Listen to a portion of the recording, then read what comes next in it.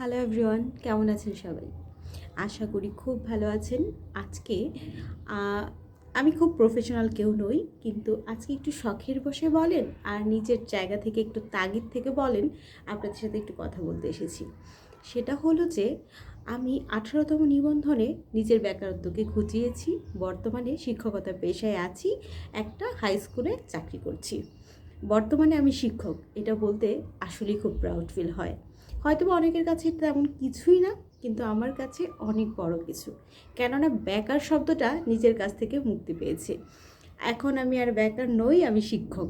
আমি জানি আমার মতো অনেক অনেক অনেক বেকার ভাই বোনেরা আছেন, যারা কিনা এই 19তম নিবন্ধন সার্কুলের জন্য অপেক্ষা করছেন।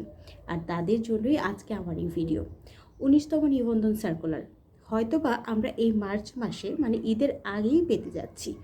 তাই এখন থেকে ভালোভাবে একটা প্রিপারেশনই পারে আপনার স্বপ্নটাকে সত্যি করতে, আপনার জীবন থেকে বেকারত্বকে ঘুচাতে, তাই না? সেজন্য এখন থেকেই ভালোভাবে পড়তে হবে। আর যেহেতু পরীক্ষার একটা পরিবর্তন এসেছে, আমরা সবাই জানতাম যে আগে একটা এমসিকিউ পরীক্ষা হতো, মানে প্রিলি হতো। সেখানে পাস নাম্বার ছিল 40, আর 40 পেলেই সবাই রিটেন পরীক্ষায় বসতে পারতো। আর ওই রিটেনে আপনি কোয়ালিফাই হলেই ভাইবা দিয়ে তারপর সেই চাকরিটা পেতে হতো। কিন্তু এখন নতুন যে নিয়ম হয়েছে, তাতে আর কোনো রিটেন পরীক্ষা থাকছে না। মানে আপনার লিখিত যে বিষয়, সে বিষয়ে আপনি মানে আপনার যে বিষয়ে অনার্স করেছেন সেই বিষয়ে আর কোনো লিখিত পরীক্ষা হচ্ছে না, যেটা আগে ছিল।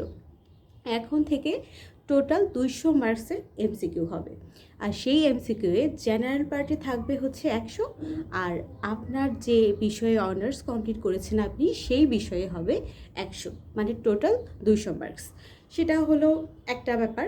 আর এখানে পাস নাম্বার যদিও 40, কিন্তু আমরা তো সেটা বুঝতেই পারছি, এই কম্পিটিশনের যুগে সেই 40 নাম্বার দিয়ে হয়তো আমরা রিটেনে বসতে পারতাম আগে, কিন্তু এখন আর সেই 40 নাম্বার দিয়ে কোনোভাবেই হয়তোবা ভাইবা যাওয়া সম্ভব হবে না। যেহেতু এখন থেকে নতুন পদ্ধতি, নতুন সব কিছু, তো আমাদেরকে নতুনভাবে শুরু করতে হবে। 19তম নিবন্ধন আপনাদের জন্য অনেক বড় একটা সুযোগ, অনেক বড় একটা সার্কুলার, অনেকগুলা পোস্ট। তো এখন থেকে একটু সিরিয়াসলি পড়াশোনাটা করুন।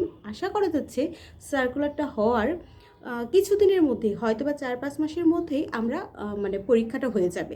তো আমরা খুব বেশি একটা সময় কিন্তু পাচ্ছি না। তো সেই জায়গা থেকে এখনই পড়াশোনা করুন ভাই। আপনি যেখানেই কোচিং করুন কেন না কেন, আপনি যে পাবলিকেশনের বইটাই পড়ুন না কেন, পড়তে কিন্তু আপনাকেই হবে।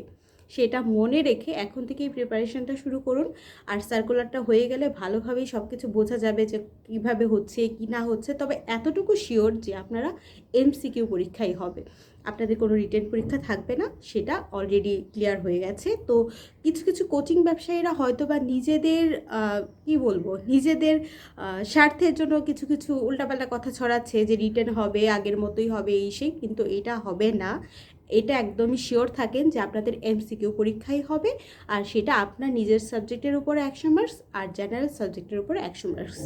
তো ভালোভাবে সিলেবাসটা দেখে ভালোভাবে পড়াশোনাটা শুরু করুন। আর সবার জন্য অল দ্য বেস্ট।